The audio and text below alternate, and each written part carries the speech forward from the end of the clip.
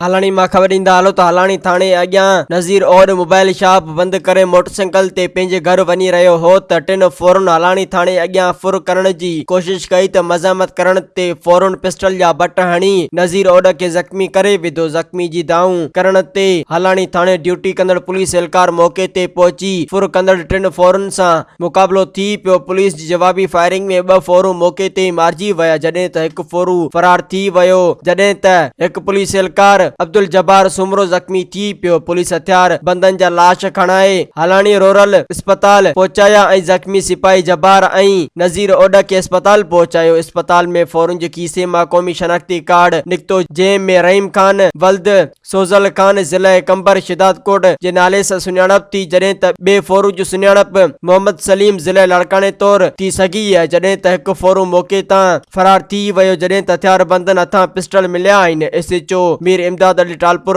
ॿुधायो त असांखे मौके ते इतला मिलियो त असांजे नौजवाननि मौके ते कार्रवाई करे ॿिनि फौरुनि खे मारे विधो जॾहिं त हिकु ॼणो फरार थी वञण में कामयाब थी वियो जंहिं में असांजे थाणे जो सिपाही पिण ज़ख्मी थी पियो। वधीक जांच कंदासीं।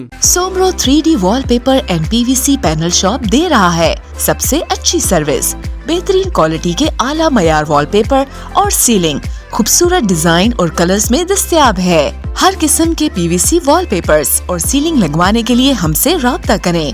हैदराबाद, कासिमाबाद, लतीफाबाद, जामशोरो, मीरपुर खास और सिंध के मुख्तलिफ शहरों में सर्विस मौजूद है। Soomro 3D wallpaper and PVC panel. राब्ता नंबर रंजन अली सोमरो 0333 370 2516, व्हाट्सएप 0333 370 7886।